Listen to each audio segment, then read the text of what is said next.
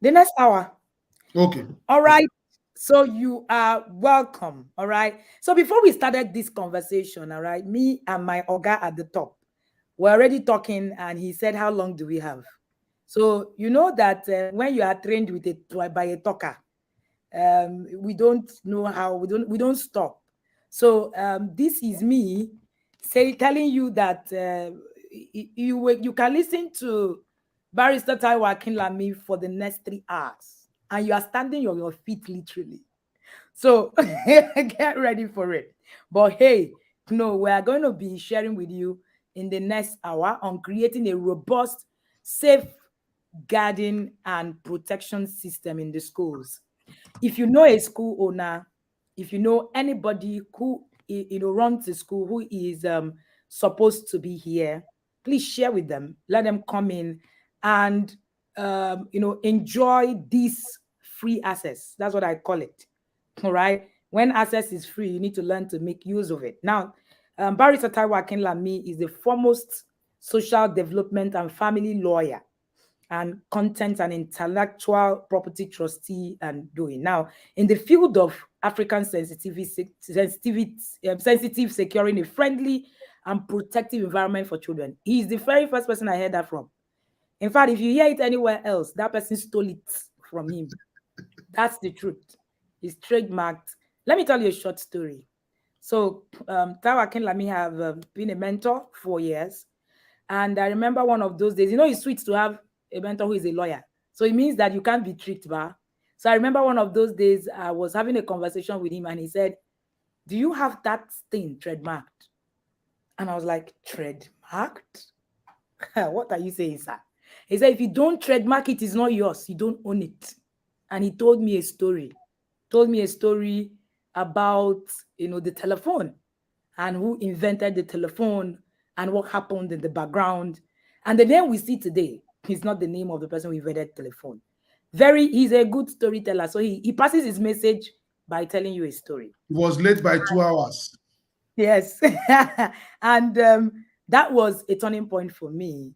So you can't even find me in the space where you find our legal documents littering everywhere. How about when I was trained by a lawyer? How do you want to do that? And you can't even for that's why from day one we had a company lawyer, we had, so anything that happens, he will say, "When do you engage a lawyer? Let's run it from there." And it has saved my life, literally. All right. And so today I told you that he likes to pass his Matches 2 story. When we started this conversation this evening, started with another story. I told him, "Sir, the story yourself." This particular story, I don't want to hear it. I cancel it. I didn't hear it. So I told him, "This story, sir, I'm sorry, but I didn't hear it." And we had a good laugh. He wanted to tell me something. He just needed to tell me a story, and that was it. I was like, "Sir, please, I didn't hear this story." So, sir, again, in the presence of everybody, I did not hear that story. I All take the right. story back. So we have Barrister Taiwo Akinlami. He's the founder of Taiwo Akinlami Academy. A man who has so much insight. I don't like listening to Barrister Taiwo Akinlami. I can listen to him all day, all night. And I'm sure that when you listen to him today, all right, you're going to have a lot of, a lot of insight. So if you're here, I can see people already watching. Please put a comment in the comment section. Barrister is going to, share with you how to create this child safeguarding and protection system in schools. If you know a school owner, if you know a proprietor of a school, if you are even a parent, please be here so that you can hold the school accountable for. It was from him I learned how to go and check safety and go and say, "No, you cannot do like that, madam. Sorry, we are here." So if you're here, please put a comment in the comment section to say hello to my boss. All right. And yes, it is the coach that has a coach that is a coach. So here you have it. You have my coach. And because I have a coach, that's why I can call myself a coach. Thank you so much, sir, for being here. And you have the floor. I'm going to get out of your face and I'm going to grab a book and be in the background. Thank you so much, dearly beloved Dr. Mrs. Wendy Ologe. Thank you for the honor of giving us the opportunity of doing this with you tonight. Thank you for the platform that you have built from the scratch. Even when it was not popular to be online, you are the woman who saw tomorrow. You saw today, you saw COVID. You were smarter than most of the prophets and most of the people who did not see it. You saw it and you began to build a platform. When virtual conferences were not popular, when nobody was attempting it, you saw it, you were doing it.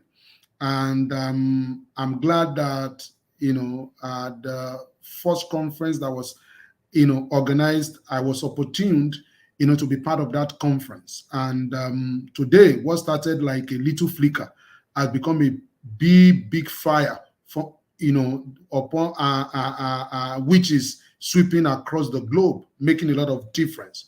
What started like a seed has become the big Iroko tree that many people are able to lean on and find relevance. And so I salute you. I celebrate you for the great work that you are doing. I celebrate your family. The thing is that when I met you in Abuja, I also met your dearly beloved husband. I understand why you are able to do the things that you are doing. I see his support. I see a man who was confident in his skin. I mean, who was committed to supporting you to ensure that all that you are doing today are done. So thank you, and thank you, Mr. Ologe. If you are hearing me and you have opportunity of listening to this, you are a rare gem. Ladies and gentlemen, my name is Taiwo Akinlami. I'm here to tell a story. As Mrs. Wendy Ologe has said, I tell a lot of stories. So I was called to the Nigerian bar in 1999, September 28, 1999 exactly. But before I was called to the bar, I had some experience, which was like eureka for me, like an epiphany. Before I was called to the Nigerian bar, I had suffered an abusive childhood. I've lost every ounce of my dignity and honor as a child. You say, oh, so do children have dignity and honor? Yes, a child is a person. A child is not an assistant human being. A child is not rehearsing for life. A child is not an object of ridicule. As a matter of fact, science has now told us that from age 3, a child begins to feel shame. A child understands the meaning of shame from age 3. That is scientifically proven. It's not a product of conjecture. And so, whatever dignity you don't install in children in childhood, they will never achieve in adulthood, right? As a matter of fact, childhood lays the foundation for adulthood. And so I came from a background where, I was physically abused, I was sexually abused, I was emotionally abused, and I was neglected. And so I arrived at adulthood at the age of 18, but I suffered what I call delayed childhood. I was still dealing with the impact of my childhood problems. And so at the age of 27 in 1997, I became a Christian. And so when I became a Christian, I began to understand few things. Number one, that the picture of me that my parents painted for me was not God's idea about me. And please note that I have nothing against my parents. My mother and my dad, they are late now. They died in 2009. Myself and my siblings, we took care of them. We were there for them. My mother suffered a stroke. She was bedridden for like 5 years. I was shortly between Lagos and my hometown before we finally brought her to Lagos and gave her the best of care till she breathed her last. So my father, the same thing. We were there for them. We did not punish them. We knew that all that they were able to do was as a result of the kind of childhood they also had. If, you can't give what you don't have, except you choose to acquire what you don't have before you can begin to give it. So I suffered all of that in childhood, physical abuse, sexual abuse, emotional abuse. Then I became an adult and I was dealing with the impact of my childhood. I was not dealing with low self-esteem. I was dealing with no esteem. I was not even aware of my existence, not to talk of the fact that I had one esteem that should be protected. I wanted to be close to everybody. I wanted to befriend everybody. I was just a bundle of a mess. Mind you, I started smoking as a child because my father was a smoker. The first cigarette I smoked was the butt of cigarette that my father dropped.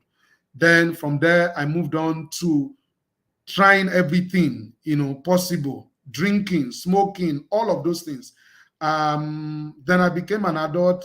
I was still dealing with all of that. Then I went to Lagos State University. In Lagos State University, I took on student unionism, because I was just looking for expression. And in looking for expression, took on student unionism and make the school ungovernable, for for the school. I lost my studentship in the university. I had to go to court to fight for my studentship to be restored. So I read law in Lagos State University with temporary matric number for over 4 years.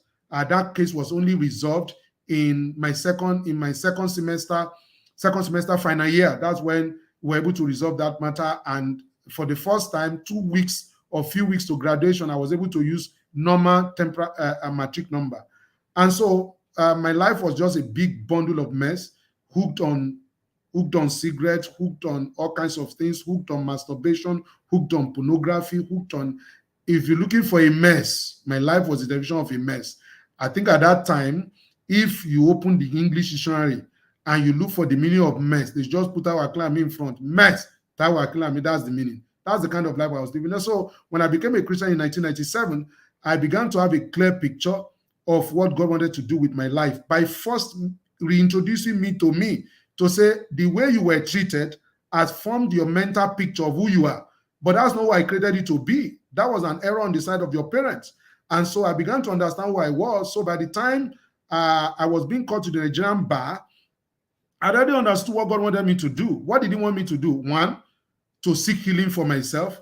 Number two, to tell other people my story, to bring them out of whatever they have also experienced as parents, so that the buck can stop on their table. They cannot continue to repeat their error or duplicate their error or mass produce their error in their children. Number three, to warn parents and school leaders and church leaders and people working with children, to warn them about the fact that they have a responsibility to raise their children right, so that their children will not suffer the kinds of things that I suffered.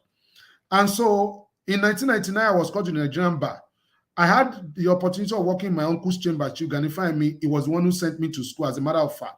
When we finished secondary school, my father could not continue. So Chief Ganifayemi was my mother's immediate elder brother. He took over our education, so he sent me to school. Now, after sending me to school, there was expectation, because Chief Ganifayemi was running the biggest law firm in Nigeria at that time, and arguably Africa, over 30-something lawyers in his law firm. So the idea was that I was going to pick up a job in his law firm. But I said, no, I wasn't going to pick up a job with him. I found what I wanted to do. I wanted to defend the rights of children. So I started out as a child's rights advocate. From there, I began to understand that if you are defending the rights of children, what about rights must achieve protection? So that's what led me to child protection. If you say children have rights, yes, they have rights, but are they going to get the right? There has to be protection. What if you say I have right to life in Nigeria, and I'm not sure, I cannot be shot dead? So what is the essence of that right to life, except there is a commitment to protect me? So I began to understand that there's something called child protection.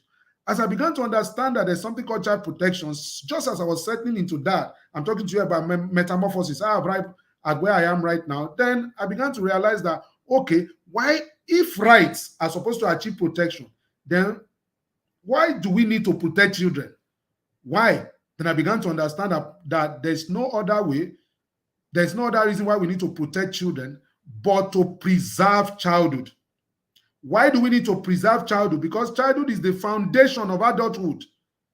So my ideology of child safeguarding and protection was formed in the crucible of work, of my own story, going out there to defend the rights of children, recognizing that we can't just be talking about rights, we must talk about how to protect children, because it is in protection of children that these rights are upheld.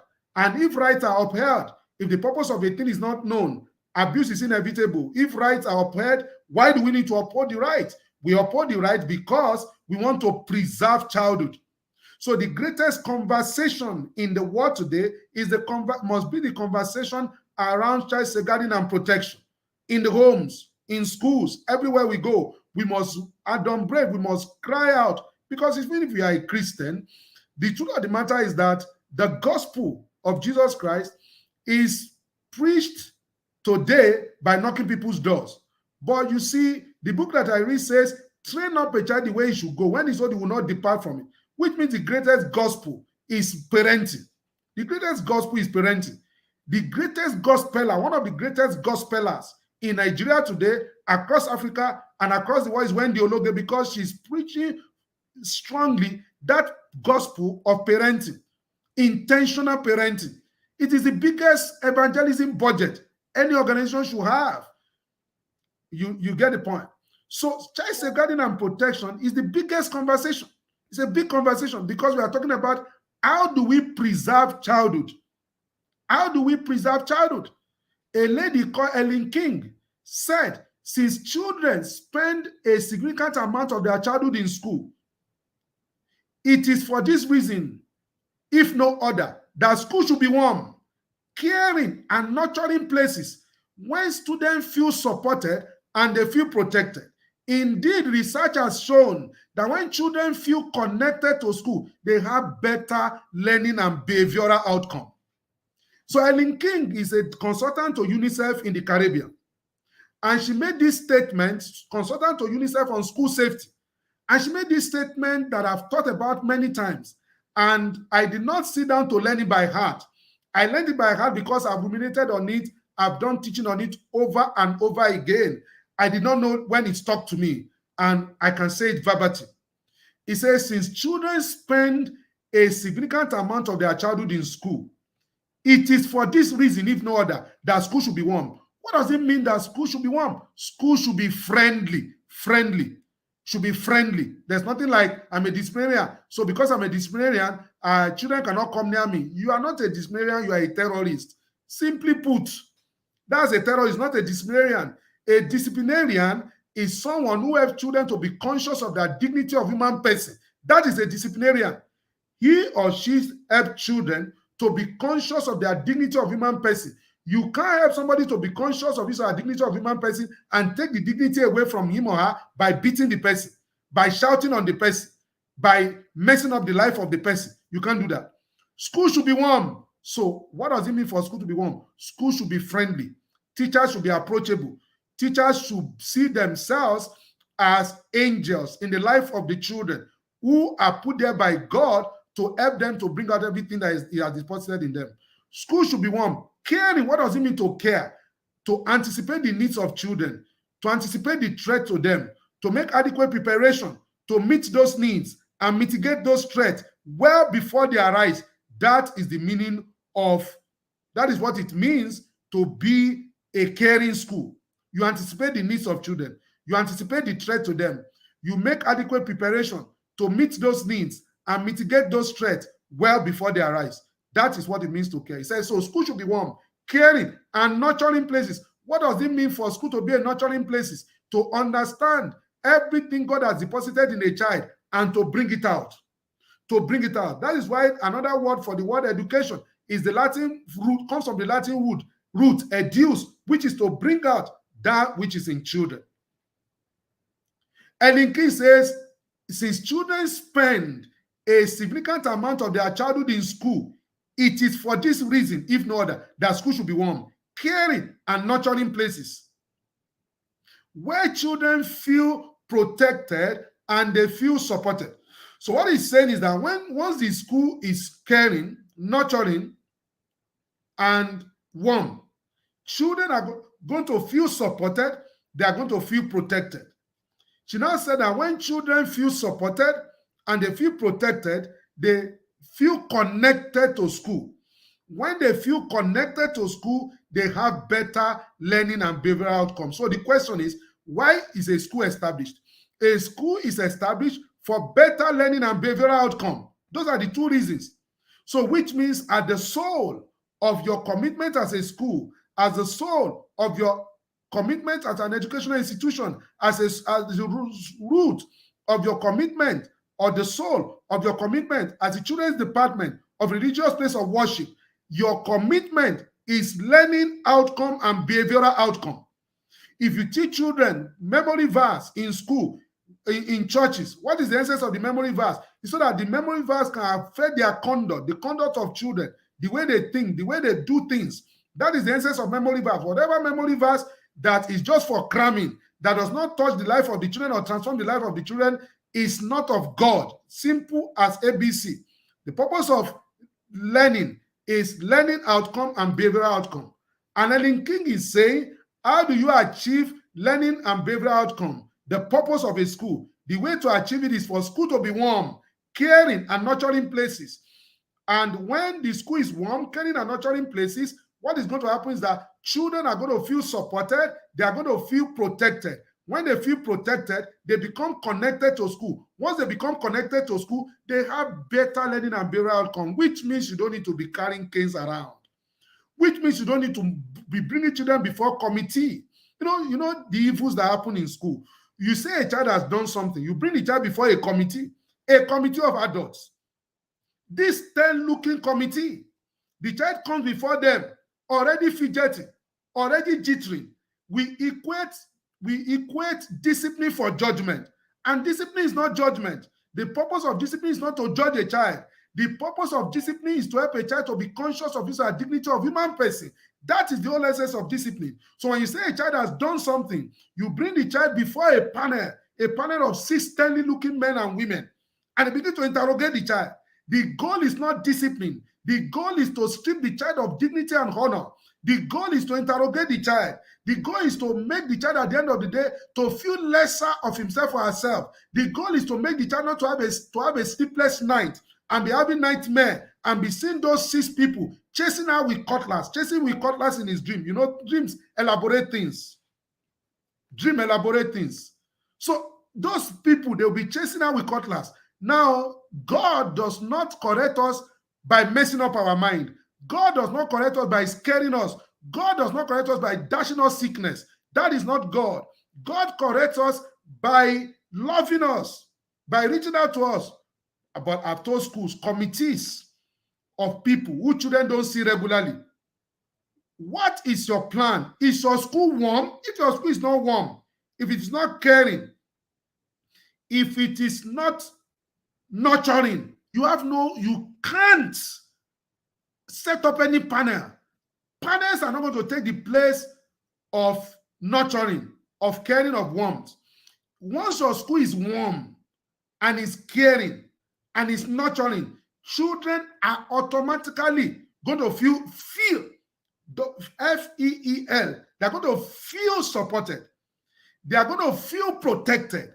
Once they feel supported and they feel protected, they are going to become connected to the school. Once they become connected to school, you can see the best result in JAM. You can see the best result in WAEC. You can see the best result in NECO. That is how to do it. Once they become connected to the school, you can see good behavior. You can see the end of bullying. You can see the end of pack bullying, the end of verbal bullying, the end of physical bullying. You can see the end. Because why? The school is warm. The school is nurturing. The school is caring. If your school is like that, you are going to see it in your products. It's not about carrying cane around. When I go to some school, they are carrying cane around. I say, is this a school or a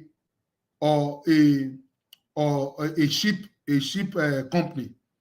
Where is this man a teacher or a shepherd? I remember the school I went to, St. Joseph's College, Ondo. Mr. Ido was the caner. They hired him to be caning us. That's what they hired him for. This guy was not a teacher. This guy could not speak any sentence in English language. This guy positioned himself as the school caner. And they allowed him. He reigned as a terrorist. Mr. Ido, I can never forget him. He will cane you anywhere. He won't even ask you why. Sometimes you even know why you are being caned. We children will be seeing Mr. Ido in our dream. Mr. Ido was the nightmare of the school in those days in St. Joseph's College, Ondo. Those who went to that school can testify to the terrorist he was to our souls. We didn't know what he was for. We didn't know his values. We didn't know who he represented. We didn't know who brought him. We just knew that he was there. Everybody feared him more than teachers. He was the one doing the caning. He will cane you to stupor. And you will go home, your parents will say, well done to Mr. Ido. Ignorant parents also. So this is the point. School should be warm, caring and nurturing places when students feel supported and they feel protected. Indeed, research has shown that when children feel connected to school, they have better learning and behavioral outcomes. So the question is, how do we achieve a warm school? How do we achieve a nurturing school? How do we achieve a caring school? That is the question we need to ask. Because it means that when your school is warm, caring and nurturing, it means it will affect your bottom line. Because if the children in your school are well behaved and they don't see you carrying cane around, if the children in your school are doing well academically, then what is going to happen? Then people are going to flock to your school to say, this is the school we want to go. What are they doing differently there? So how do you now achieve a school that is warm, caring and nurturing? The way to achieve that is through system. Systems approach to child safeguarding and protection. That is the way to achieve that. Systems approach. What is a system? System is a coordinated approach, recognizing the role of every individual within the school system, including the gate man, including the people who interface with children regularly and those who do not interface with children regularly, to understand their role and to identify those roles and to document those roles and to see those roles ahead of time. That is a system. A system has three components. One, what is the goal or set of goals of the school or the religious place of worship? What is the goal or set of goals? What is your goal or set of goals? That's number one. Number two is who is responsible for what? People say in child protection, everybody's business, child protection is everybody's business. I say no. Child protection is only everybody's business at the point of reporting. When it comes to responding, you need skillful hands. Number one, what is your goal or set of goals? Your goal for child safeguarding and protection must be 100%. You say we cannot achieve 100%, but you dream 100%. You can't say because we cannot achieve 100%, so we say it's 50%. Your goal or set of goals for child safeguarding and protection must be 100%. Then who is responsible for what? Number two. Number three, what are they responsible for? Who is responsible for what? And what are they responsible for? And lastly, how are they responsible? How are they responsible? So you talk about goals or set of goals. You talk about who is responsible for what. You talk about what are they responsible for. You talk about how are they responsible. That is a system. Now, this system is intangible. It cannot be seen. It must be codified into a policy. A system must be codified into a policy. A system must be codified into a policy. What is a policy? A policy is a statement of will. A statement of will predicated on the dominant value system of the people who drafted it to govern their affairs. Please note, a policy is a system without a policy is like a car without engine. Beautiful car, wonderful car, Bugatti, the most expensive car in the world, Ferrari, exotic cars. But if there's no engine, it's a useless car, no matter how powerful it is. So the system is the car. The engine is the policy. But what is a policy? Because we have made a nonsense of policy in Africa. We just drop policy and put it there. Doesn't matter. A policy is a statement of will predicated on the dominant value system of those who drafted it. And I look for how to describe what a policy is to bring it home. I remember the story in the book that I read. There was this man who was an elder statesman in that kingdom. He was an elder statesman. He has served many kings. This man was very useful to the kingdom, useful to the king, useful to the kingdom. He was an advisor, extraordinary for the kingdom. Anything the king wanted to do, the king ran it through him first to know whether he should do it or not. As a matter of fact, that man was a foreigner. He was an alien on that land, in that land, but has made a lot of difference. He was the soul of the nation. He was like the Mandela of this today. He was like the the great people, Gandhi, people who made a difference of today. That's who he was. But some people did not like his face. And so they went to meet the king and said, can you make a decree so that in this land now, nobody will pray in a particular way? So the king, not knowing that the policy was being asked to make was for that particular man who was very dear to the king. It was the soul of the kingdom. So the king went ahead and signed the policy and said, as from today, nobody should do this. So the enemies brought the policy to the king and said, this thing you said nobody should do in the kingdom, this man is doing it.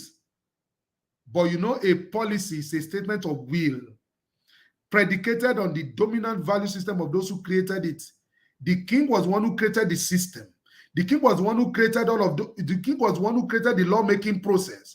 The king has created a policy. This man that they wanted the king to kill was his right-hand man. He was to be cast into a lion's den. The king's hands were tied. The king could not do anything. The king knew that the policy must be followed. And what did the king do? This is his right-hand man. This is his advisor. The king took the chance. The king said, Daniel, I didn't know these things against you, but you have to go to the lion's den. The book that I read said the king could not sleep that night, which means policy is not applied only when it is pleasing to you. Policy is not applied when your enemy is the one in front. Say, well, this is an opportunity to deal with him. No. Policy is to be adopted, is to be implemented, no matter whose horse is gorged. The king saw Daniel to the lion's den. And that night, the king could not sleep, the Bible says. And early in the morning, the king ran to the lion's den and called on this man, and this man came out. The king did his bit of implementing the policy. So what did the king do? The king made another policy.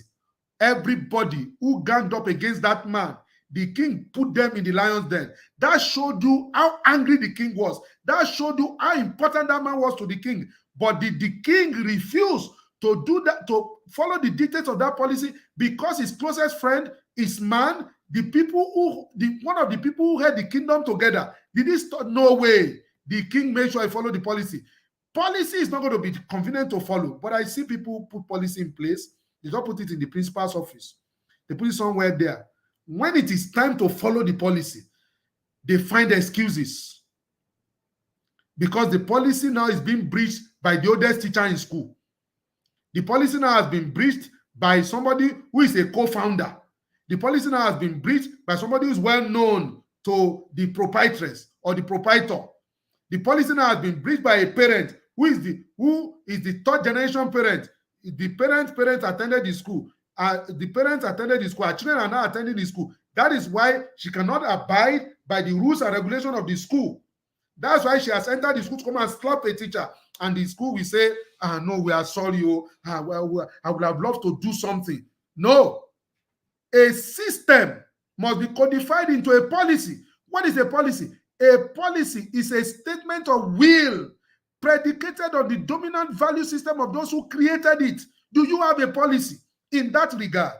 Then number 3, a policy must be broken down into processes, because a policy is a statement of will. You know, you make policy statements, but policy statements does not always speak to implementation. It's a policy statement. It is our position.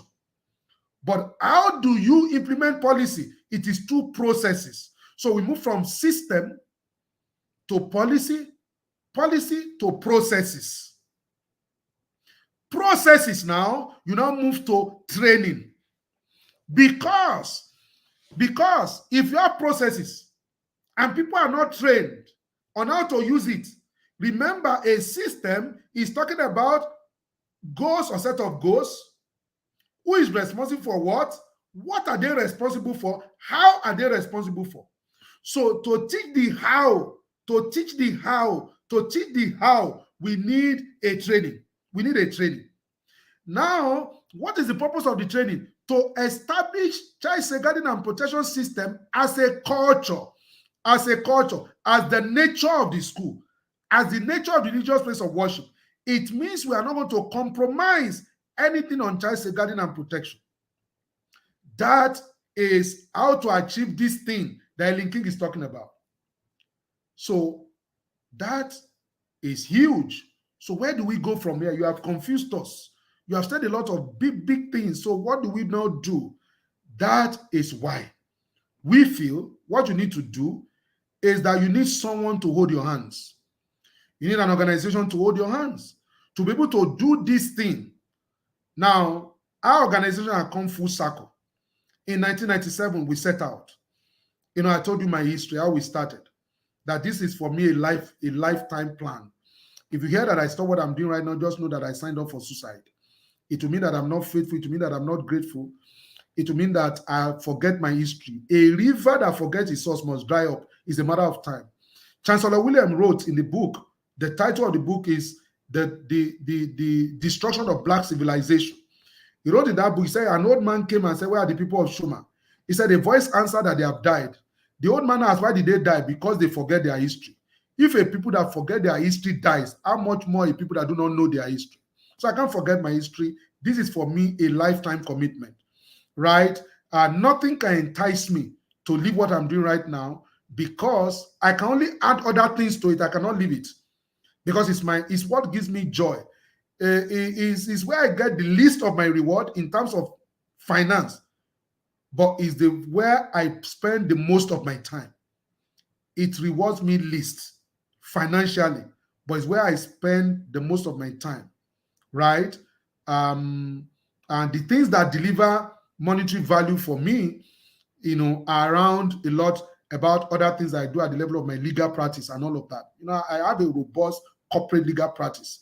We consult for different organizations at that level, massive organizations who put us on retainership and pay us handsomely, right?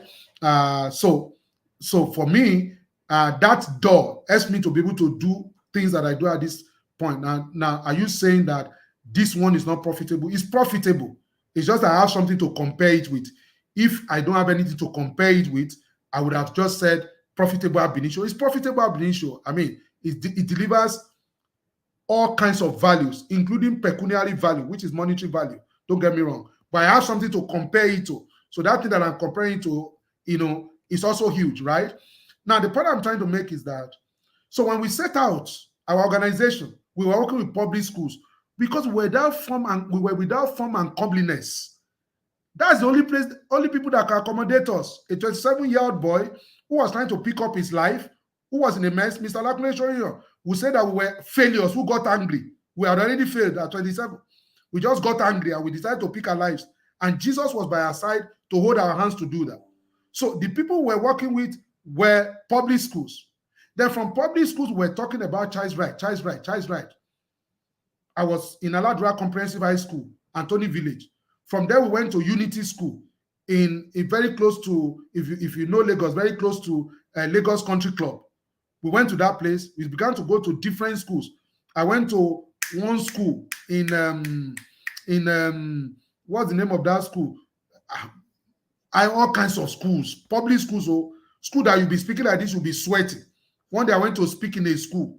When I finished speaking, I was speaking to 500 students. There was no microphone. They gave me megaphone. That megaphone was distorting my voice. The more I spoke, the less they heard. So I threw away the megaphone. I stood in the middle of 500 children. I was shouting. Then I realized what Jesus did, talking to 5,000 without microphone. So when I finished that program, I just died. Literally, I died because my voice went. Malaria fever came upon me because the place was hot. It's as if, if I was not a Christian, going through that hell, God should pardon me. Say, you have gone through your own hell on earth. It was hell on earth. Oh. I'm wondering how our children surviving here. All of us were sweating like Christmas goats. And I had to speak.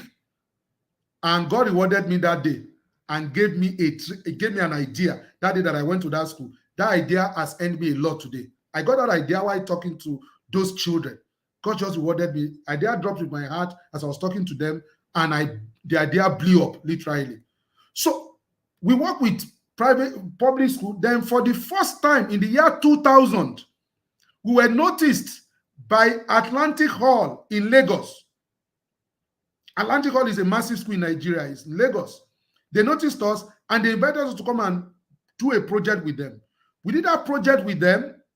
That's in the year 2000. Then we were doing our work. We have been noticed by a private school.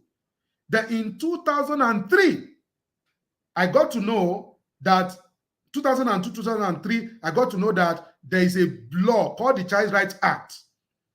Then it was a bill being promulgated by the National Assembly. So I took interest in it. So there was a brother in my church, Brother Bethel Obioma. So he worked with Daily Independent newspaper. So I went to meet him and I said, Brother Bethel, there's this law that the federal government is trying to pass. You know, I've been doing this child right thing that I'm doing. I want to advocate for that law to be passed. I want to begin to talk about that law in the newspaper. He said, let me link you with our legal editor, Onyema Omenua. So he took me to the legal editor, Onyema Omenua, and when we got there, the one looked at me and said, you say you want to write to advocate for children. Have you done it anywhere before? I said, I've not done it before. I thought about writing small blogs here and there. But I can assure you I have 7 articles ready now that I've already written. If you want to start the column today, say, okay, send me the 7 articles. I'll look at them. If they are okay, I'll start publishing from next week. Please send your picture. That's how I started publishing that article to advocate for the rights of children and advocate for the promulgation of the Child Rights Act in Nigeria. And so Child Rights Act was promulgated. But after the Child Rights Act was promulgated, UNICEF has noticed my work in Daily Independent newspaper. So they called me to say, we saw your work. And so that's how I started working with UNICEF in 2005, right? And when the Child Rights Act was promulgated, I received a letter sent to me by the National Assembly commending me for my effort in supporting the passing of the Child Rights Act. So we started working for UNICEF in 2005. Then we moved from there, started working with UNICEF. I started working with the British Council, working with them on child safeguarding and protection. I got involved in their school leadership program. So we're doing child safeguarding and protection at that level. Then from there, SOS Student Village noticed us and said, okay, can you do a project for us? They gave us, we did some series of projects for them because the Lagos State government has banned caning in school. When they banned caning in school, the people in SOS Student Village who are committed to child safeguarding and protection were interested in alternative discipline. So they called on us to say, can you create something for us? So we created something for them. We worked with them for like 2 years. Then they came back to us and said, we want to work with you for 4 years. So they gave us a 4-year contract, massive contract. We were being paid per hour. So we did that contract.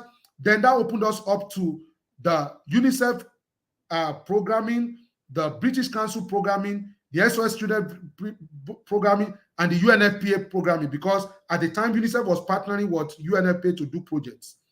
So I say all of this so then we work with the UNICEF to develop a national child protection policy for the entire country. Then we work with the Lagos State government to develop a statewide child safeguarding and protection policy for the entire Lagos State, which became a law. It's a law in Lagos State today. It became a law in Lagos State in December 16, 2016. It became a law. We provided technical support to the Lagos State government. We work with UNICEF to mainstream child rights education into the curriculum of Nigerian Institute of Journalism. And that same curriculum that we developed for 3 years, I also went to Nigerian Institute of Journalism, the only monotechnic in Nigeria teaching journalism. I went there to lecture those courses. Then today, those courses have now been mainstreamed into every faculty of mass communication in Nigeria today. We work with UNICEF to do all of that. So we've come full circle. And one thing we have come to note is that we began to work with the private sector, APEN, ISEN, all the educational institutions, and we work with some churches. One thing that we have come to note is that how long is it going to take us to reach everybody? We've reached everybody. But how long is it going to take us? Do you know how many schools in Lagos State alone? Over 18,000 private schools in Lagos State, competing with 1,700 public schools. In Nigeria, do you know how many schools? Do you know how many churches? How long is it going to take us to reach everybody? So we realize that haven't gone full circle, haven't done this thing ourselves for people over the years. It's time to begin to empower people to do it themselves. It's time to begin to empower organizations to do this thing that we are doing for them themselves. It is time to de-emphasize ourselves and empower people to do these things that we are doing. So how are we going to do it? Oh, we've been doing weekly training. We do training that will last for 1 week. We do training that will last for 2 weeks. We do training that will last for 1 day, 3 days. We realized that the knowledge of child safeguarding and protection is very huge. And we have gathered muscle, we have gathered material, we have gathered experience working with international organizations.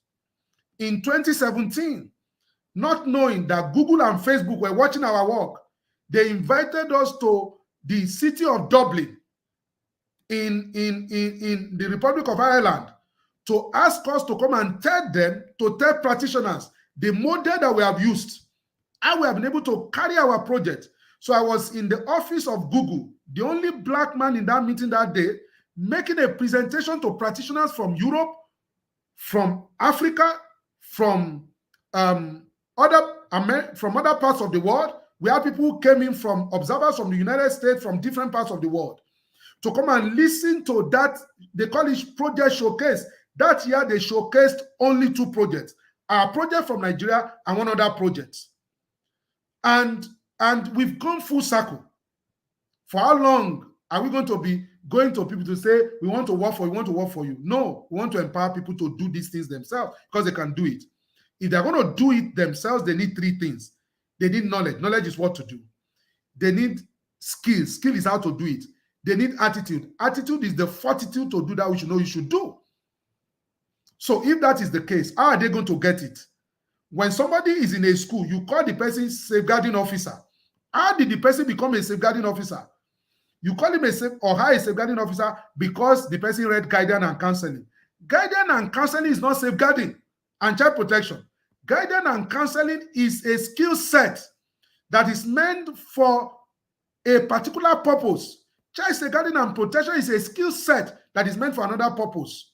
But the mistakes we make in school, we appoint the head of school as the child safeguarding officer, the head of school.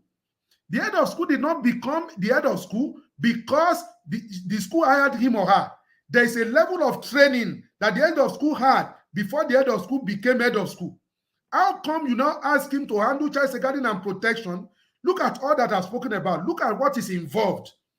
How do you now just tell him, go and do child safeguarding and protection? It's not going to work. It's not working. We've seen the standard in UNICEF. We've seen the standard in the British Council. We've seen the standard in Facebook and Google. We've seen the standard everywhere. What schools are doing right now is not working. Most schools, not all schools, most schools, what they are doing is not working because this guidance and counselor does not have knowledge of child safeguarding and protection, does it? For him or her to become a guidance and counselor, she went to school, spent 4 years or 5 years. And when you are going to hire, you are not going to hire a rookie. You say somebody with 5 years experience, 10 years experience. Those are the kind of people you hire. You now ask them to come and do child safeguarding and protection. They don't understand it. Now, you need knowledge, you need skill, you need attitude. When you now say somebody is a child safeguarding officer, the person needs 7 fundamental skills. 7. If the person does not have this skill, the person is not going to make a mess of the entire thing. And a school should have child safeguarding and protection policy. Apart from having child safeguarding and protection policy, they must have a system codified into policy, broken down into processes on which everybody is trained. Apart from that, they must have a safeguarding officer. The safeguarding officer is the soul, is the one who is responsible for everything. He's one advising everybody. If you have multiple campuses, for every campus, you have a child safeguarding and protection officer. The same thing for religious places of worship. My friend lived in the UK and came to Nigeria to come and start, life in Nigeria. And she was so faithful in her church, they appointed her as the head of children's church. And she asked the question, please, where is your child safeguarding and protection policy? They said, we are a church now, we don't have. He said, what do you mean? Everywhere children are gathered anywhere in the developed climate, there must be a child safeguarding and protection policy. So I supported her, we worked together to work with the church to have a child safeguarding and protection. That the church has been around for a very long time, massive population. They were hearing for the first time when that woman was to become the head of children's church. They were hearing for the first time that there's something called child safeguarding and protection policy that they need to have in the church that determines how you recruit people into the church. Because in Akure, a child got missing in the church in Akure. Irate mob burnt down the church. They burned down the church in Akure. The general overseer of the church, who was in the big church, he was not in the, it's not in the small church, it's not in the children's church, it's not in the teenage church. There are volunteers managing all of that area. He was busy preaching in the big church. Ladies and gentlemen, it was not the head of children's church that was charged to court. It was the general overseer that was charged to court. And he was sentenced to jail term. At the end of the day, he was sentenced to jail term. He was busy in the big church. He's not the one running small church, but he's the head man. He's the set man. That set man has meaning. When you form a company, you say your company is a limited liability company. You are saying that your liability is limited to what you are enjoying. The magnitude of what you enjoy is what is going to determine your punishment before the law if anything goes wrong. You say, I'm general overseer. The people collect your bag. They collect you have a special seat to sit. You put all of these things together for you. That is your enjoyment. When the chiefs are down, the punishment of the law against you is going to be commensurate with your pleasure, what you enjoy. The people who enjoy small pageant in the church, they are going to endure small punishment. The people who enjoy the big pageant, they are going to endure big punishment. That's how this life is. It is input that determines output. The level of what you enjoy is going to determine what you endure. So that is the truth. And it was the general overseer now in Akure, one of the biggest churches in Akure, general overseer that was sentenced because a child got missing within the church. So how do you run a church without a child safeguarding and protection policy? I don't see how. It doesn't make sense in today's world. Because you see, that policy is going to do two things for you. Number one, it's going to protect children. Number two, if something goes wrong, you are going to be able to show the system that we did all that we are supposed to do. When something happens within the church or within the school system, the problem is not always what happened. The problem is always what the law is interested in is not what happened. What the law is interested in is the steps you have taken to ensure that it does not happen. That is what the law is interested in. The law is not interested in what happened. Anything can happen anywhere. The fact that something happened does not mean you are negligent. Happening does not establish negligence. When a child died in Christland, I said, death does not necessarily mean negligence. That a child died does not mean the school is negligent. It can be anything. So, that something happened in your school or in your church is not a proof that you are wrong. But the question the law asks you when something goes wrong is, ladies and gentlemen, you have a duty of care. How have you pursued that duty of care in terms of where is your policy? Where is your system? How many times have you trained people? How do you ensure that all of this happens? That is where the issue is. So when you have a safeguarding officer in your school, that safeguarding officer must have 7 fundamental skills. Number one, the person must have the discipline of belief. It's a discipline. Discipline of belief. Do you believe in the process? Because if the person does not believe in the process, the person is going to sabotage the process.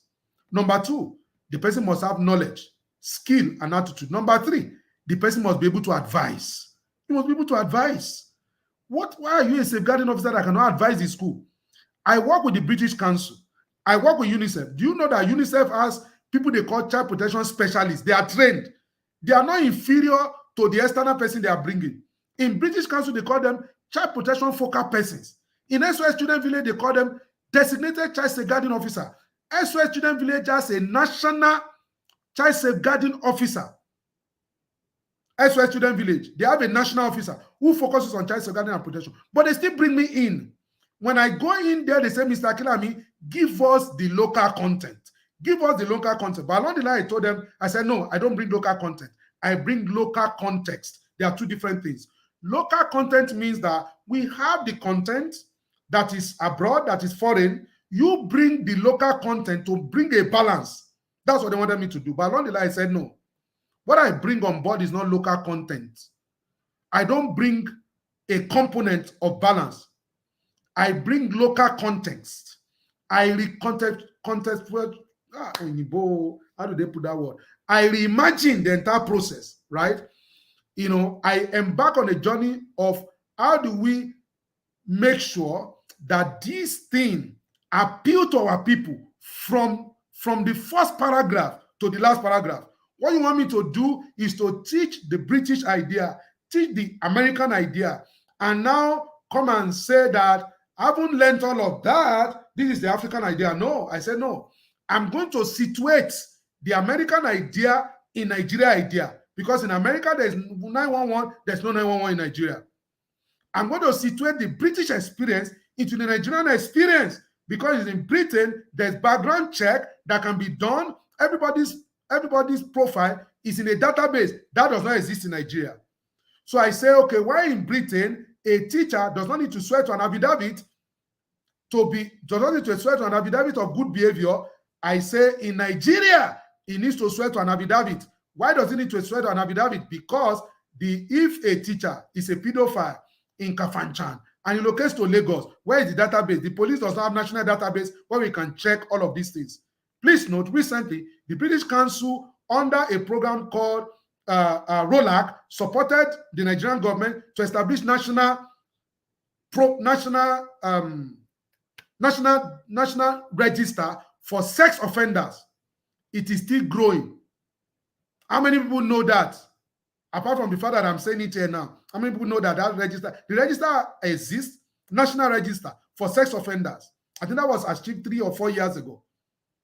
Now, so I told the people I'm consulting for to say, let me bring local context, not local content. And they agreed with me. And I work with UNICEF, the British Council, SOS Student Village, bringing local context. So as an advisor, the people in British Council, they are not fools, they know. I can't go there and bamboozle them. So when you say somebody is your child safeguarding and protection officer, can the person advise you professionally? Number 4, the person must be able to implement the advice. Many people are armchair advisors. They cannot implement. You only advise, you must be able to implement. Number 5, apart from implementing, a child safeguarding officer must be able not only to advise, implement, must be able to supervise. What are the indices for supervision? Number 6, the safeguarding officer must be able to debrief. What are we doing right? What are we not doing right? What can we be doing better? The safeguarding officer must be able to do that. Lastly, the safeguarding officer must be able to train. I've worked with so many schools, ladies and gentlemen. If there's anything like 5-star school, 6-star school, I've worked with everybody. I've worked with from the guttermost to the uppermost, if I'm permitted to use that word, from the guttermost, the one schools that are collecting 20 naira per day as school fees in Dustbin Estate in Lagos, 20 naira per day. Schools that are collecting that, I've worked with them. I work with schools that are collecting 600 naira per term to the one that are collecting 6,000. And I work with the one that is collecting 6 figures. I work with AFED, one of the smallest organizations in terms of the caliber of schools. I work with ISEN, International School. I work with APEN. I work with everybody. I have now worked with parents. Parents come to me. Last week, a parent called me who wanted me to take up a school legally. So I found myself in instances where parents have briefed me, and the school they are briefing me against is a school I consult for. So I found myself saying, you know what, I consult for this school. I need to declare that to you in the best interest of good faith, utmost good faith, but I can mediate. I can see what we can do. Schools have been sued. They have been sued. They have hired a senior advocate, and the parent is asking them for millions. And the senior advocate have said, which expert do you know in Nigeria in this area? And the school have now hired me to work with the senior advocate so that we can prepare their case, because I'm an expert in that area. The first day I met that senior advocate, he said, you know what? This is not the only brief you are going to do with me. Oh. I really need you. You have mastered, because I broke down the Child Rights Act. I called their attention to so many things. They said there's no way we could have done these things, seen all of these things, if you are not here. It's because of the fact that I've invested 20-something years of my life studying this subject matter. And so these are the things a safeguarding officer should have. But the truth of the matter is that many schools don't have it. We just decorate people. We call them child safeguarding officers. So what have we decided to do? We decided to start a program. That program is called Securing a Friendly and Protective Environment for Children Premium Coaching Class for school owners, for church leaders, for people who are working with children. And what are we doing in the class? We are discussing system. How do you move from system to policy? How do you move from policy to processes? How do you move from processes to training? By tomorrow, the first cohort in 2023 is rounding up by tomorrow, populated by 24 people.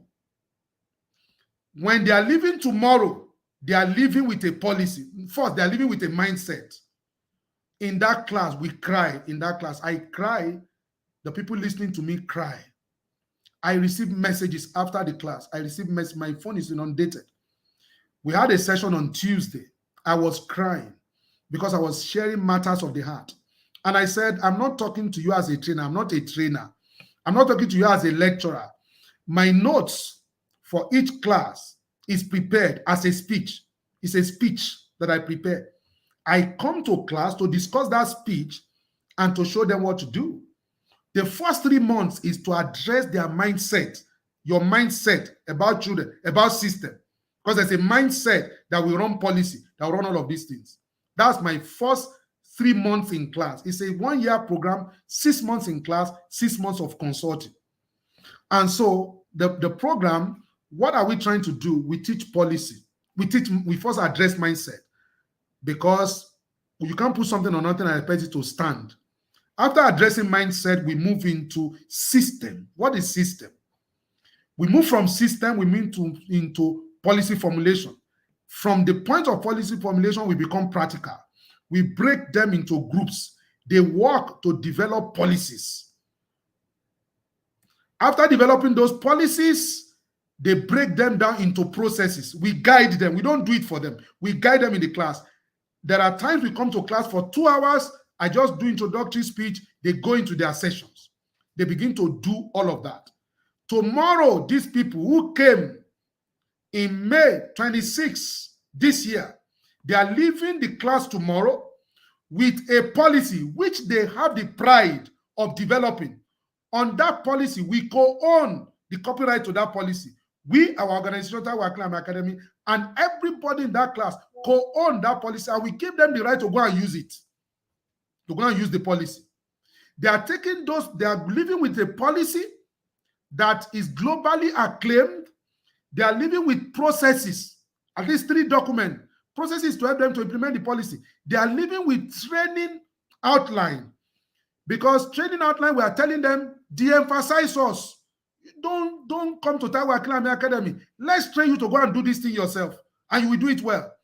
When we give them all of that, for 3 months, they're going to go to their schools to implement these things, or to their churches. When they're implementing these things, we are working with them, because that is their project period. We call it project. They're implementing, they're getting it done. They are calling us to say, we're implementing, we hit this roadblock. What do? They are mainstreaming everything in that policy to their processes. They are mainstreaming that policy into their recruitment. They are mainstreaming into their school runs. They are mainstreaming it into their safety and security. They are mainstreaming into their anti-bullying policy. They are mainstreaming into every aspect, quality assurance. They are mainstreaming everything into it for 3 months, and we are working with them. When they are done, they submit a report to say, this is how we have implemented this project. This is what we believe has worked. This is what has not worked. This area we need improvement. In the area they need improvement, we now work with them for another 3 months to put in place everything they need to do. That is the package, right? In 1 year, we want those schools to be able to stand on their feet. And if anybody asks them, do you have in place a child safeguarding and protection, they can beat their chest. If anything happens in that school, they can face the law face to face and say, we have in place everything that we need. Schools trying to join COBIS. COBIS is international organization that British international school want to join. And one of the things you must do to join COBIS is the fact that you must have been trained in child safeguarding and protection. And so one of the schools we work with approached COBIS and said, we want to join. And he said, who has trained you? How have you been trained? And they gave them our certificate that we issued, and the certificate was acceptable to COBIS. So what we are selling is not underground. It's not under G.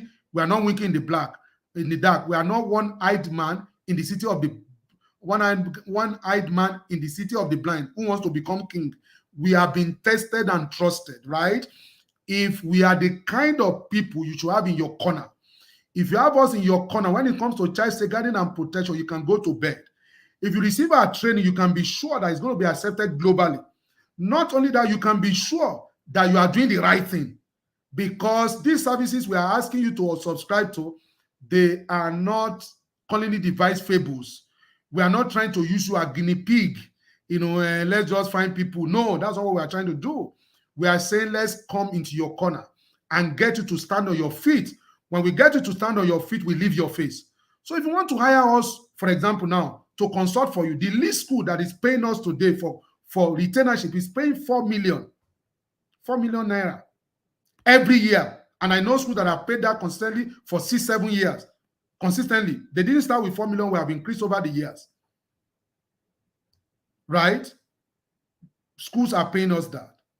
But if you want to participate in this training where you can go and do it on your own, is far, far lesser. Right? It's far, far lesser. And you are going to get what those schools are getting. You know, the funny thing now is that when we started this cohort this year, some of the schools that are on retainership, that are paying millions, they still registered for it. They said, Mr. Akinlami, anything you are doing, we can't afford that. We don't know what is going on there. We just want to know. So some school registered 6 people. I said, please, we know you're on retainership. Now, please note, the money they are paying for the class is not the money of their retainership. They are two different things, because I made it abundantly clear. This is not a retainership. This is not part of retainership.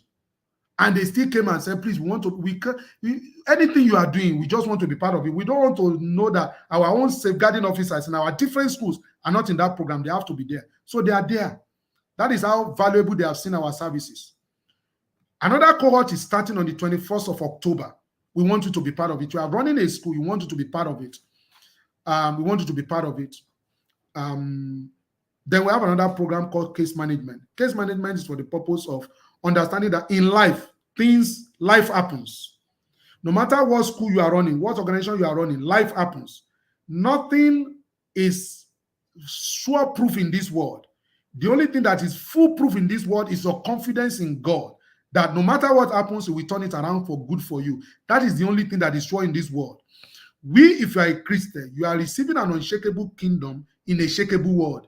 Everything in this world can be shaken. The only thing that cannot be shaken is the peace and the faith that we have in the Lord Jesus Christ. That's the only thing that cannot be shaken. And so if that be the case, your road may be rough. If that be the case, things may not happen as you plan them to be. In the best of organizations in the world, things still go wrong. So what do you need to do? You need to learn how to manage cases to ensure that cases don't become crisis. And if for whatever reason cases become crisis, you are able to now do what? You are able to ensure that you nip the crisis in the bud. On the 26th and 25th and 26th of May in Lagos, we had a live in-person program. The class was for 50 people. It was oversubscribed, fully subscribed. No room for extra, fully subscribed. As a matter of fact, we're going to have a crisis over subscription, but for the fact that an organization that registered 10 people canceled 10 few days before the program, because I've been thinking, what do? We needed a bigger hall. But when the organization canceled 10, they registered 20 before, they canceled 10, it became 10. So we fit into the place we wanted to use. And we had that program fully subscribed, case management. And the preponderance of response we got was that when we asked people to fill the evaluation form, this is a great program, it has changed their lives, powerful program, but they made something clear. We think you should do this program online. Bringing people together physically can be a bit tedious because people came from outside Lagos also to be part of that program. So we took a cue from there. So the program is happening again on the 26th, 27th, 28th, but this time around it's going to be online, right? So basically, that is my conversation with you today, to conclude by saying that at the end of the day, it is those who know the way that leads the way. You look at Mrs. Wendy, I call her Dr. Mrs. Wendy Ologe, because in a sane nation, she'll be conferred.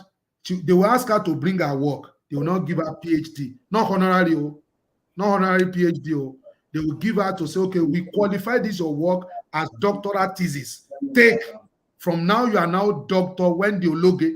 That's what should happen. If we are in a sane climb, our claim has problem.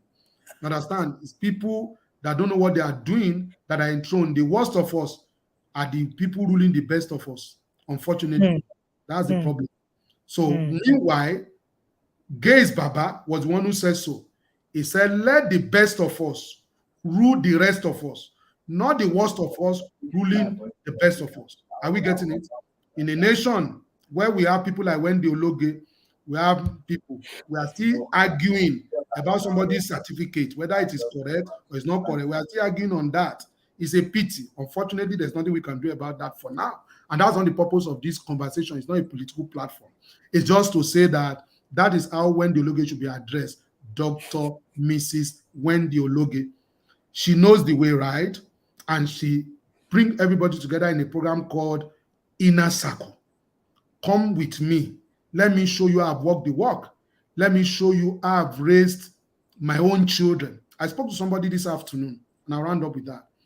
I said, what makes you a coach? The woman is an American. I said, what makes you a coach? What qualification do you have? He said, it depends on who you are speaking to. He said, I don't have any certification. I said, but you are working with, the organization she's working for is a 50-year-old organization in the US. They've been around for long. The woman said, my coaching, he said, because I want to know what other people are doing, I went to attend all of this coaching program. Then I now attended them, finished. And I say, they now asked me to come for certification. I said, I'm not doing certification. These things that you are saying, I'm already practicing them because I'm a mother. Are you getting it? There's no certification that is more important than the one who wants to sew clothes for you. Which one are you wearing? When the Ologe has raised genius, 2 geniuses, I see the impact that those children are making. I see the things that she posts, which are minute percentage of the things that those children are. Are you getting it? Our greatest testimony, the conversation we were having before we started was around raising children, the commitment that goes into it. And she was making that point. The work that we do, when you do this kind of work, you know what it takes. You can't give less. And so she doesn't give less. And because she does not give less, she says, come to me in the inner circle. Let me show you. Let me tell you something. If you are the best in the world as a footballer, do you see a footballer without a coach? See a footballer doesn't have coach. Do you see the Williams sister without a coach? They are without coach. Do you see Nadal, Rafael without a coach? Do you see any popular boxer who made a difference without a coach? So I say, I will walk this parenting journey myself. I'm okay. And our parents, what did they know? Is it the time when our parents were raising us? Is it the challenges that is here now that was there when our parents was raising us? So you need Coach Wendy. You need to come into the inner circle, right? So that she can help you to understand these issues and so that you can also learn from our own victories, from our own failures, right? and so that you will wear both as a badge of accomplishment. So because Mm, when you are wearing the badge of honor, you are wearing the mm, badge of success and the badge of failure because somebody went before. And so it is handed over to you now to say, take this badge and go and run your own race. Is a badge and a battle. Are you getting it? So that's my conversation with you tonight, ladies and gentlemen. If you're interested in that program, I don't know if you can drop information under this video where you can sign up for the program. If you say all that we have said did not make sense to you yet, it is possible. All right? mm, It is possible. So you say, okay, I need a 30 minutes clarity session. Still come and explain it to me in a clarity mm. session. You will be able to do that for you one-on-one, right? To still explain it further to you. So I think that the information about the program will be dropped under this program. You can go there and sign up. When you sign up, we'll reach out to you. The class is starting on the 21st of October, and we have a short time within which to be part of it. Thank you very much, Dr. Mrs. Wendy Ologe, for having me this evening. I'm most grateful. Thank you so much. Wow. So, you know, when you have listened to somebody for many years, so I've listened to Barrister Taiwo Akinlami for 6 years now. So he was one of the people who God sent to me. So you don't even know half of it. Barrister flew from Lagos to Abuja to come out. This God loves me, forget. Let's not get into that. And to come, and you know, it is so interesting that what he had built was what I was looking at. I didn't even know anybody had gone, that deep. So I came into the parenting industry. I was just looking at everybody. Everybody was joking in front of me. I was like, are these people joking? I said, what are they saying? I need someone who has built a system. I couldn't see anybody who had built any system. I'm a system person. I'm a structure person. I believe in processes. And it was easy for me to just connect to that system because for me, that was the most important part, of my journey. Being able to build a system. And so recently, Oga said a coach without a coach, no talent. You can't actually make two of that talent. So recently, few weeks ago, he sent me a chat and said from his team that he wanted a clarity session with me. I said, oh, wait, clarity session with Oga. What am I going to be giving? What clarity am I going to be offering him? I am so privileged to actually have you here, sir. Thank I you very have much, particularly even my learned dearly a lot. beloved sister. I am listening to Barrister and I've listened to him like he has been teaching, safeguarding and, child protection for all the years that I've known him. Yet, every time he shares, I'm like, I've not heard this part. I don't understand. Is it that he missed this part when he was sharing one time? And it's just amazing. I have gleaned a lot. There's so much to actually learn from you. Anybody who cares to listen, I say it all the time that we've been able to learn so much listening to Barrister over the years. We don't just listen, taking instructions from him over the years. Sometimes, so I had an interesting event that happened some time ago, and he called me on the phone and he said, it is time for you to step back, as in now, like now. And that was the end of that conversation, of that engagement. And I stopped engaging. All right. Details, very private. So, but I can assure you that if you run a school, there is no conversation to it. If you are a school owner, if you are a geo, please create a system. I believe in systems. That's the only thing that can save us. Please go and learn how to do it yourself. Go and learn how to do it yourself. This is so important. All right. And if you want to get through to Barrister, please, can you just drop the details on how they Okay. can reach out to you so that we Okay. can project on the Okay. screen? So If you send it on the private chat, sir, I can just okay. project it. Yes, you will Okay. see the private chat, just send it, and then we can project it. And by the way, Barrister is a 50 plus dad. He became a first time biological father in his 50s. Amazing Yes. testimony he Wow. has. Amazing testimony. Anytime I think about it. And meanwhile, when I started, working with him, you wouldn't know that with this kind of palpable passion, that he wasn't a biological father, but he was a father to many people, to many children, and he was very passionate, about it. So somebody said, Thank God I don't wear wigs anymore. I would have torn it to pieces." Okay, that that was amazing. All right. And it was really amazing. There were too many things to learn, too many things to glean. He's only barrister that gives you that kind of effect. And of course, you're wondering how we became this fireful. You're welcome to my world. That's how fireful we become. All right. And because I'm being mentored by very someone that is very unconventional. That's why you can hear the unconventionalism in the things that we do. We don't work normally, no, because we've been able to access the prophetic. Talk about the prophetic. Talk about being able to gain access. It's just different, right? Anybody who tells you, "Oh, I'm being coached. I don't have anybody mentoring me being coached." Run, no. There's a problem. There is a Oh big no. problem. Run, no.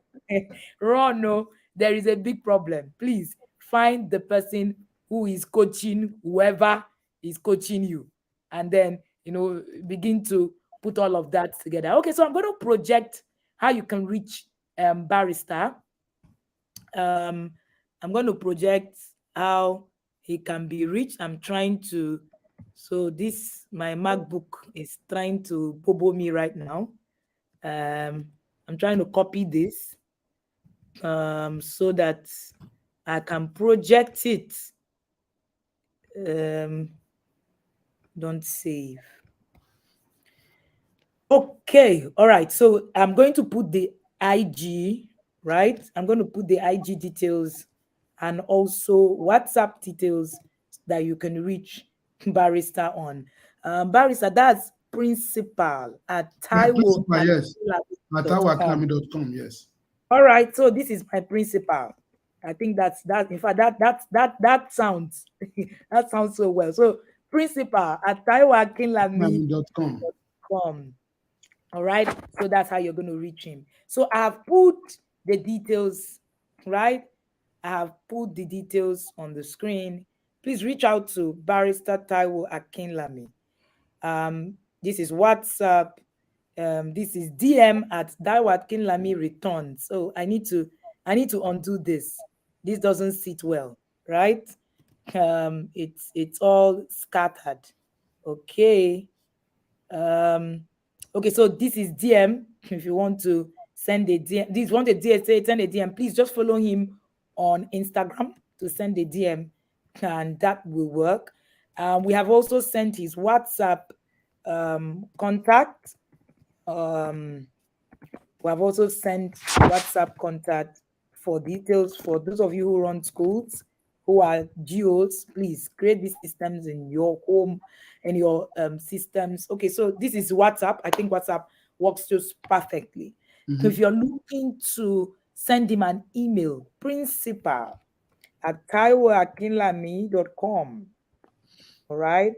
Principal at taiwoakinlami.com. All right. As we are trying to do this, Oga, what will be the last words that you will leave for Well, the the last this? word I want to leave is to we're not 10 leper cleansed. How commonly one came back to say thank you. I want to say thank you to you for working with us this evening and working with us always. The honor that you have given to us, the opportunity that you have given to us to speak to people within your network. We do not take that for granted. I appreciate it. I just want to say thank you to you, to your entire team who worked with us behind the scene to make today happen. I also want to say thank you to everyone that has joined this program today. I mean, there are other things you could be doing. The coach sent a message to you and you answered, and you are Hmm. here. And so we do not take that for granted. We do not take your attendance for granted. There's no point in time we say, Shebina, we then go come. No, we appreciate you for taking Mm. time to come. We appreciate you for being a friend of the house. And lastly, we want to urge you to be part of what is happening in this house. That is the Intentional Parents International, by Wendy Ologe. If you are not yet part of the inner circle, you need to listen to testimonies of others. Say the taste of the pudding is in the eating. So be Mm. part of it. Take time to be part of it. Um, Check us out. The program we have advertised. I always tell people, money will not be the reason why we will not work with you. There's what we call relationship discount. You know, that means that if we tell you this is what the program costs, and we're able to sit down, there's a lot we can work out. We can work out discount. We can work out what do you call it? We can work out payment plan. There's a lot we can do to ensure that you are in that class, right? We are going to leave no stone unturned on our own part to ensure that you are part of it. All you just need to do is to be willing. Just be willing. If you are willing, then leave the rest to us. We'll work it out. Something we swallow something Mm. somehow. So thank you very much. I want to thank our own team. I want to thank Sefiat, who is the program officer of this particular program, who worked tenaciously with the exceptional team in the intentional parenting. I mean, putting all of this together, was working with that team. Everything was seamless. You see the discipline on the side of that team.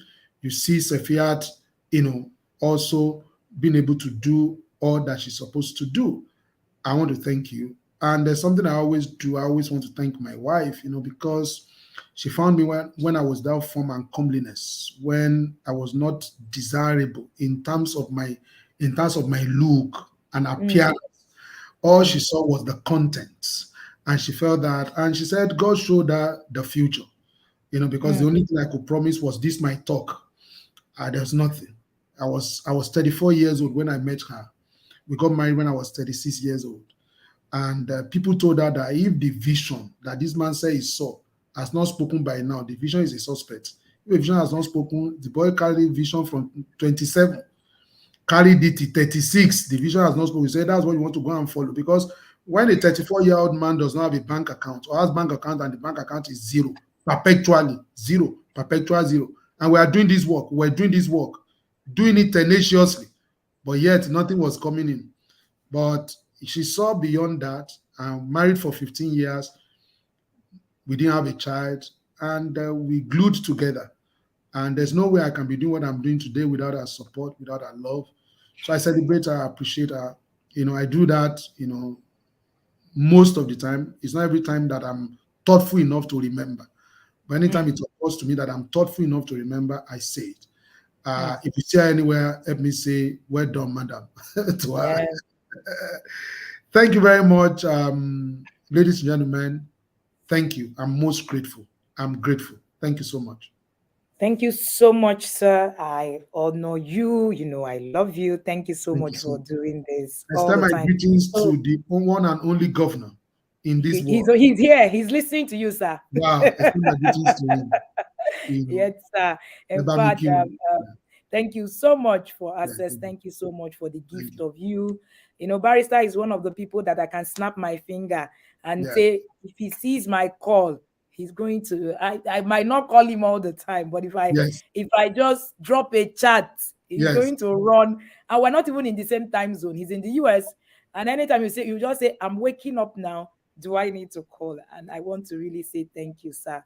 I You am are blessed. so grateful I share for people. access and for the gift of you. My love to our star boy. And Yes, it's going to be two. It's going to be two next month, just like oh wow, yesterday. oh wow, Just oh like wow, yesterday. I was looking oh at him wow, this morning. I'm saying you are going to be two. This boy.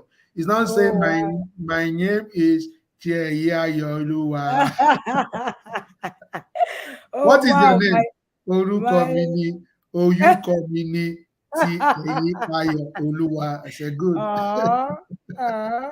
Thank you so much, And sir. shake it My up. Thank you love so to much. him. Tell I him will that do there that. is one auntie that is going to come and lift him up. Yes. come and Yes. see you I specially. am Come and greet coming, you. especially. All right. Thank you Thanks so so much, much. sir. And my Bye love for now. to Madam. Tell her that we love her too. I Thank will. you and have a Thank you good so evening. much. Bye for now. All righty. So you just listened to Barrister Taiwo Akinlami sharing on creating a robust child safeguarding and protection systems in schools. And there's no other person that does this in Nigeria. No other person. There's no other person. Any other person that you see doing it is not the original person that's supposed to be doing it. Yes, so you can contact him. This is his details, or you can follow on Instagram at Taiwo Akinlami Returns. And for those of you, somebody said I must join TIP. You're still on the fence. Yeah, as in we've left you. All these I must join TIP. We've left you since. And well, we have left you. You better don't let the ark leave you to run away. Thank you so much for joining me. And it's time for me to retire. For the people who are already asking, Coach, when did you do your nails, your hair? If I catch you people, TIP parents, if I catch you guys should just stop looking at me. Allow me to pop. It's my popping season. See you Port Harcourt tomorrow, and I am looking forward to it. Thank you so much, and do have an amazing day. All right, and good night.